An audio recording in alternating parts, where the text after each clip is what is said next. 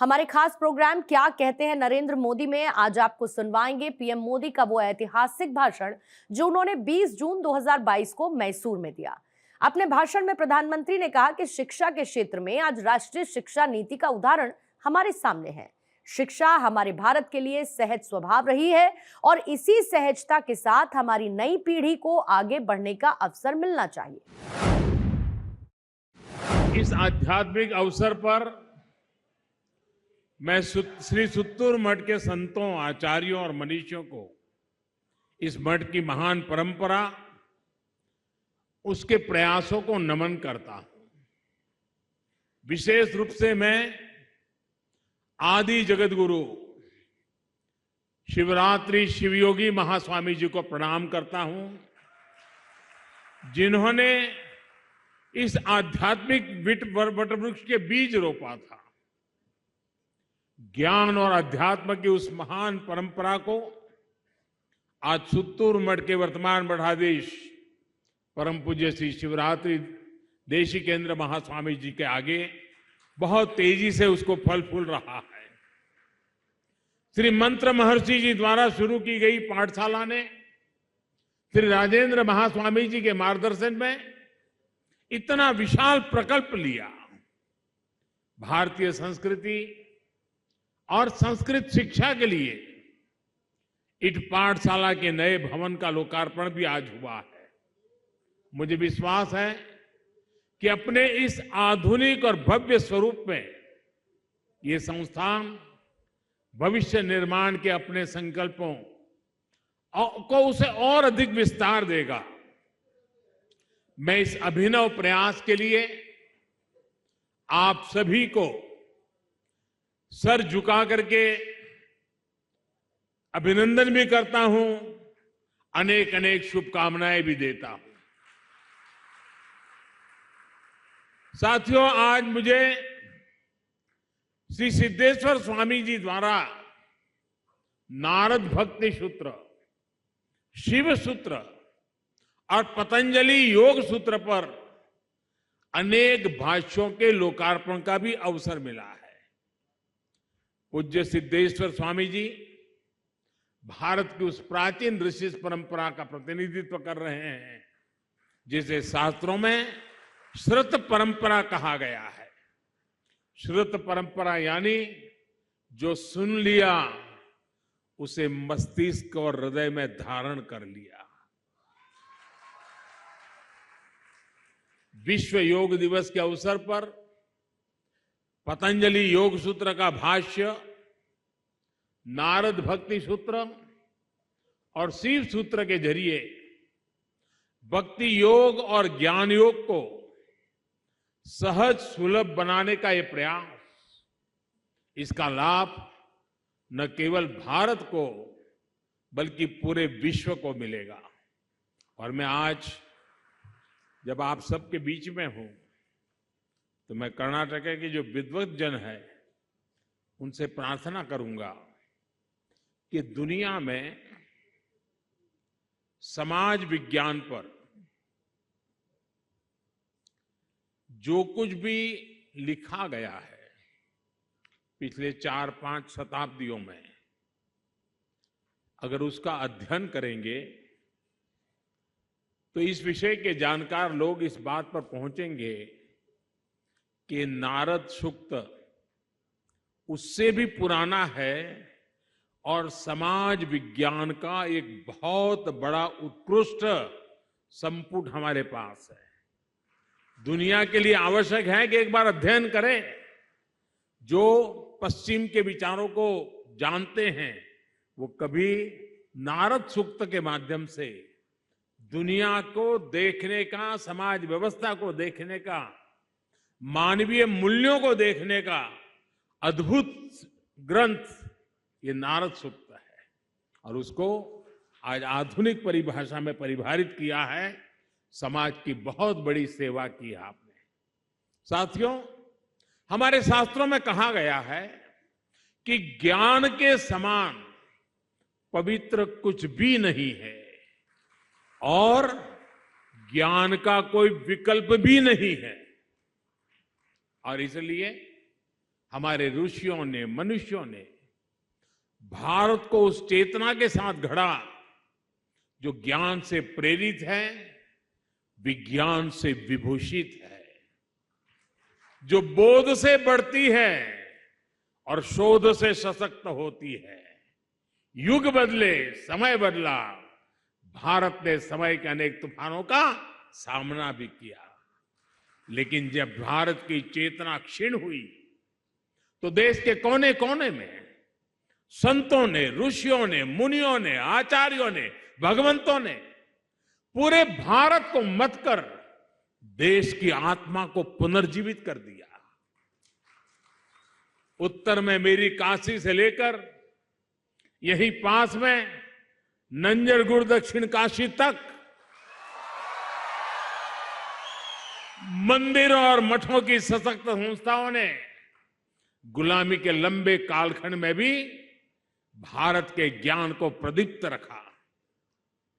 मैसूरू में श्री सुतुरु मठ, तुमकुरु में सिद्धगंगा मठ, चित्रदुर्ग में श्री श्रीगेरे मठ, मुरुगेंद्र राजेंद्र मठ, चिकमंगलुरु में श्री रंभापुरी मठ, हुबली में श्री मुरुसाविरा मठ, बीदर में बसव कल्याण मठ, अकेले दक्षिण भारत में ही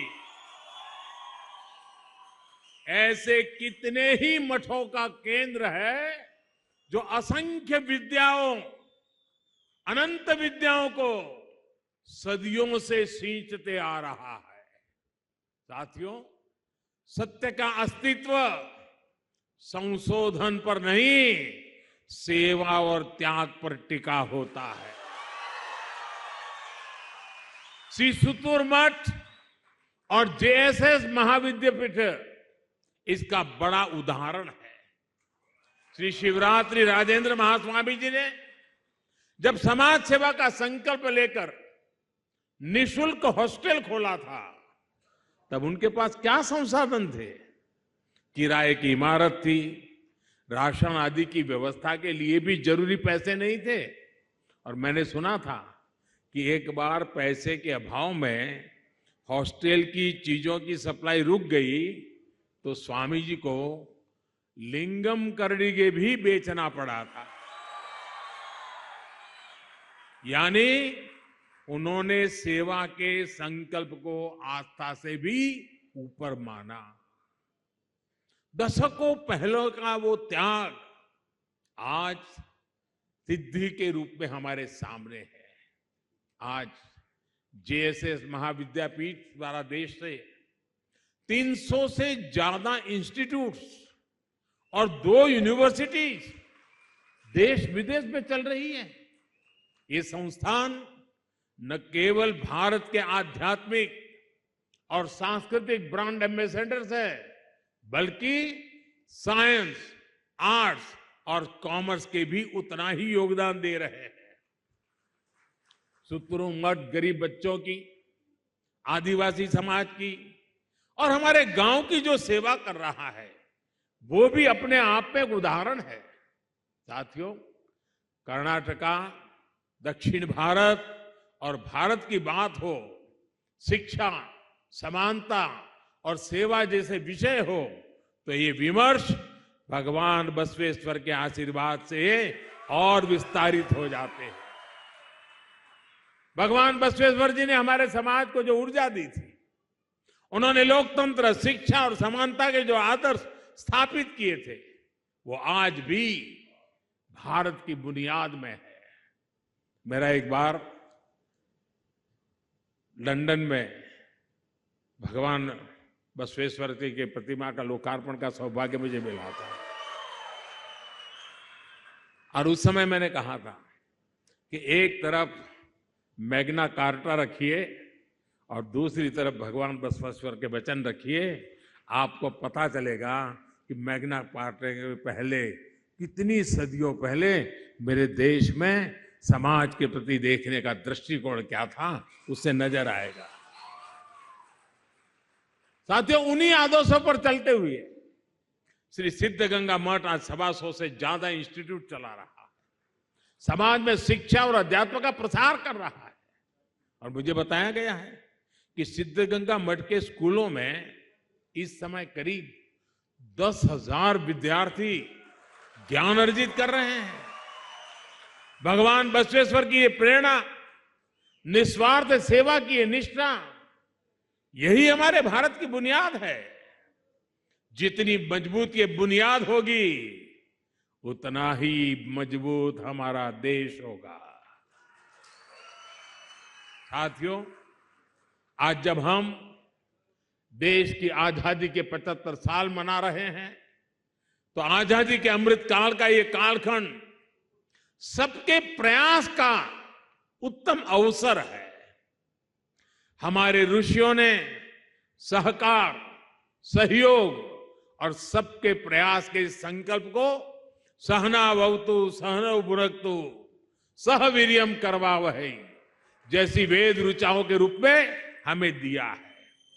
आज समय है हम हजारों सालों के उस आध्यात्मिक अनुभव को साकार करें।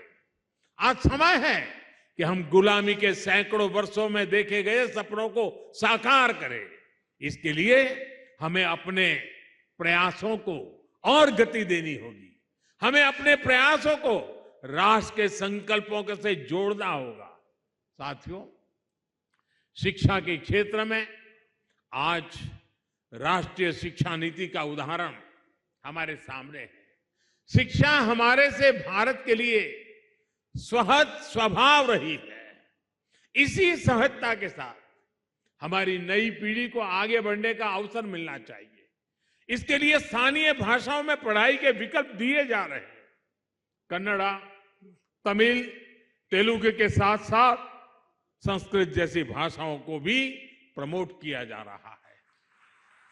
हमारे सभी मठ और धार्मिक संस्थान इस कार्य में सदियों से लगे हुए हैं।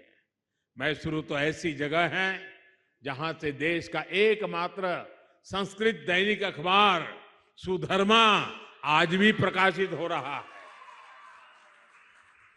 अब देश भी आपके इन प्रयासों में अपना सहयोग दे रहा है। इसके लिए हर संभव प्रयास कर रहा है। इसी तरह स्वास्थ्य और आरोग्य की दिशा में भारत के प्रयासों से आज आयुर्वेद और योग को पूरी दुनिया में नई पहचान मिली है। हमारा प्रयास है कि देश का एक भी नागरिक अपनी विरासत से अनभिज्ञ और वंचित न रहे। इस अभियान को पूरा करने के लिए हमारे आध्यात्मिक संस्थानों का सहयोग बहुत महत्वपूर्ण है। ऐसे ही बेटियों की पढ़ाई लिखाई के लिए, जल संरक्षण के लिए, पर्यावरण के लिए और स्वच्छ भारत के लिए भी हम सबको मिलकर आगे आना होगा। एक और महत्वपूर्ण संकल्प प्राकृतिक खेती का भी है। हमारा अन्न जितना शुद्ध होगा, हमारा जीवन भी, और अन्न शुद्ध हो तो मन शुद्ध, उतना ही स्वस्थ और पवित्र होगा। मैं चाहूंगा कि इस दिशा में भी हमारे सभी धार्मिक मठ और संस्थान आगे आकर लोगों को जागरूक करें। हमारी इस भारत माता, हमारी धरती माता, उसको हम केमिकल से मुक्त करें। इसके लिए हम जितना करेंगे, ये मां के आशीर्वाद सदियों तक हमारे काम आने वाले हैं। साथियों, जिस कार्यों में संतों का प्रयास जुड़ जाता है, उस कार्य में आध्यात्मिक चेतना और ईश्वरीय आशीर्वाद भी जुड़ जाता है। मुझे विश्वास है आप सभी संतों का आशीर्वाद निरंतर देश को मिलता रहेगा। हम साथ मिलकर नए भारत का सपना पूरा करेंगे।